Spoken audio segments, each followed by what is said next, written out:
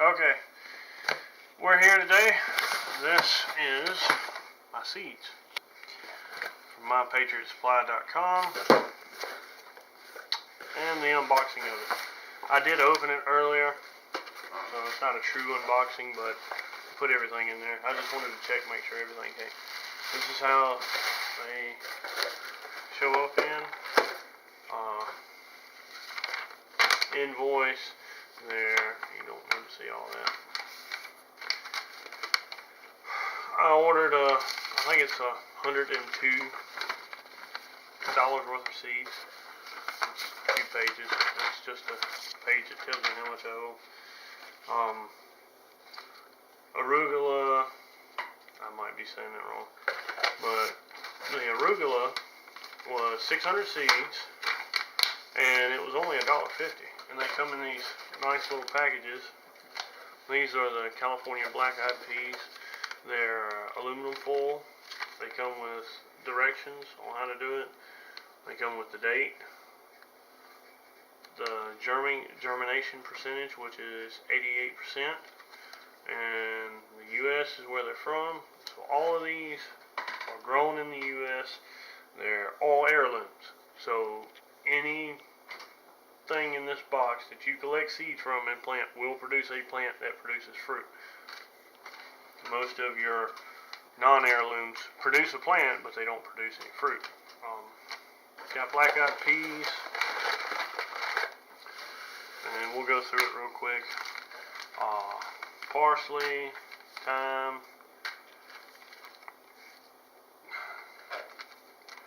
Ducat dill. I guess I'm pronouncing that right. Can you see that? I don't know if you can see that or not. Yeah. I'm probably not pronouncing that right. Arugula, wild bergamot, something like that. It's herbal medicine. I'm just now getting into herbal medicines. I don't know any of the, the fancy terms, the scientific names. There we go. Of them, so bear with me. Oregano, peas, Lincoln peas, Black Beauty zucchini, Detroit dark reds, parsnips, all-American, black turtle beans, butterfly wheat. Now this is poisonous to animals, humans, everything. So be careful if you plant this. But it does attract honeybees galore. So that's the reason why I'm planting it. I'm not planting much of it, just enough to sustain some honeybees. Catnip, it's also a medicinal herb. Chia, yes, the same chia as chia pet, is a medicinal herb. Culver's root. We have poblano chilies, pinto beans. You can also, any dry bean that you get in the supermarket, you can plant and it'll grow. So you don't necessarily have to order them. I just ordered them to see what they were like, that's all. Buttercrunch lettuce, cayenne long red pepper. China rose, radishes, Cherokee purple tomatoes. They look like they're rotten on the inside, but I hear they taste pretty good. Red cabbage, Roma tomatoes, Rucker tomatoes, mustard, southern giant curled, Siberian kale, prolific straight-neck squash, crimson spineless okra, early crookneck summer squash, hearts of gold, cantaloupes, Long Island Brussels sprouts, eggplants, lunar white carrots, New Zealand spinach,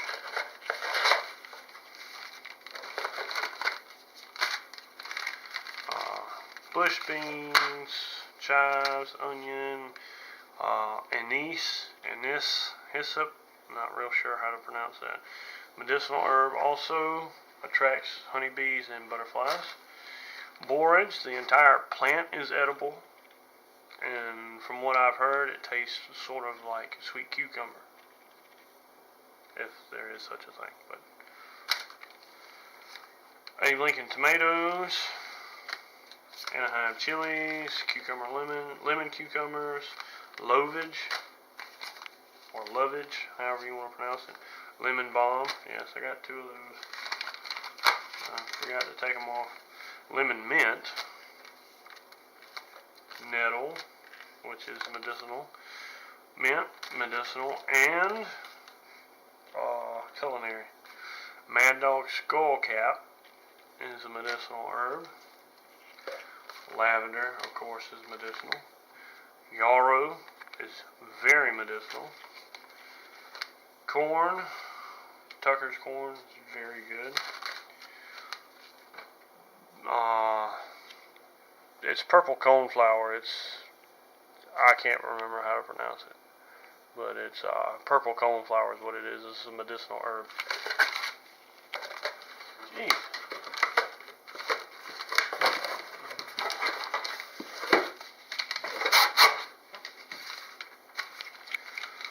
Collards, white Spanish onions, another white Spanish onions, regular hyssop,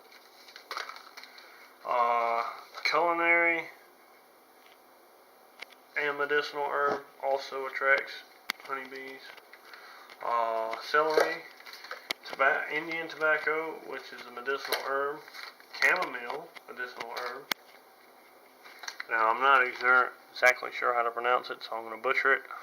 It's fenugreek, maybe, something similar to that. It's a medicinal herb. Cilantro and Genovese basil. But it shows the price at the top. It's $150. It's 1 gram of seeds, and find my invoice here. 1 gram of basil seeds. It's 500 seeds in this pack for $1.50. And it's a very durable pack. They're supposed to last for years. It's also resealable right there, the Ziploc pack. So it seems to be fairly well. That's the website, mypatriotsupply.com. They also have a whole lot of other different seeds in there. Most of the vegetables were $1.50. Now, butterfly, the medicinal herbs and herbs varied in price. Like butterfly weed was $1.95 for a gram of seeds, I believe. 50 plus seeds is what it says. Culver's root is $1.95 for 200 plus seeds, so you'll have at least 200 and some change. Indian tobacco was fairly high, was $2.95 for 125 seeds. Peppermint and skullcap were $2.95. Peppermint had 100 seeds and skullcap had 50 plus seeds. Nettle was 150 plus seeds at $1.95. So, I mean, I think the Indian tobacco was the highest one at $2.95, which is not bad considering these, and they list the germination rates. Like this date for the fenugreek is June 2014. It's 1 gram of seeds. It cost $1.50. Germination rate is 85%, origin U.S., and they also give you a lot number. So I'm assuming that if you sow it and it doesn't germinate the whole pack, you can give them the lot number and they can investigate it and see if there's any more. They seem to be a real good company. I will definitely be keeping you updated on them. Put all this back in here because we're going to do some more videos on starting seeds. Yay, won't that be fun? Fairly well packaged. I ordered a Sunday, and then they shipped that Friday, and then a week and a day later, Saturday, I got them. So after they shipped, so a week and a day. Also some reading that you should do that I recommend. This book right here, Back to Eden. It's authored by Jethro Cross. It's a older book. I'm not sure if it's still in print. You can find them on Amazon though. This is where I got this one from. It has 704 pages of old-fashioned, time-tested good health advice. This is the family edition, Kloss family edition. It has his sort of story in there by his daughter, which is pretty interesting. He was born on April 27th in 1863, and he died in 1946, I believe. Anyway, it has a lot of recipes and stuff. It also, not only that, but it goes into depth of how you should amend your soil. I have dirt outside. Most gardeners use soil. I have dirt. The reason why I have dirt is because it's not amended. He tells you how to do that. I mean, it's a lot of good information in here. And I'll read just a quick little bit of his foreword. It is with godly fear and much humility that I undertake the task of writing this book, as I am in no sense of the word a writer. I am sending forth this book for the purpose of helping humanity and giving courage to those who may have thought their cases hopeless. My prayer is that God may make this book a blessing to many. I wish to present the truth in a practical manner to help the human family and to prevent my fellow men from becoming slaves to erroneous ideas. Well, too late for that. That's not in the book, but that was just my personal comment. So that mothers and fathers may better care for their families. This book contains tried, safe, and inexpensive remedies for the prevention of disease and sickness, remedies which are the result of my own practical experience for nearly 40 years. So I read that and I was pretty much sold on it. I've read through some of it, and like if I flip open right here, it talks about palsy and what's good for that, pain. Here we have catnip, fitroot, mint, mullein, nettle, skullcap, skunk cabbage, there we go. Solomon seal, giant Solomon seal, twin leaf, things like that. You can flip through here, sarsaparilla root, the botanical name, I don't know how to pronounce that. Common names, Jamaica sarsaparilla, things like that. It's very useful in rheumatism, gout, skin eruptions, tetters, ringworm. Now you also need to know English around the time of the turn of the century, so that would be helpful too. Seems to be a good book. Here's another book, Encyclopedia of Organic Gardening. Basically what this is gardening terms, things like granite dust. I had no idea that granite dust was good for grapes. Who would have thought? But apparently it is very good for grapes. Ornamental grass, it's more of a broad definition of things and ideas. You can also get a little in depth to it. Like here it just says herb, and it talks about different herbs. As you see, it goes in depth, parsley and garlic. It seems to have some pretty good information in it. Mushrooms,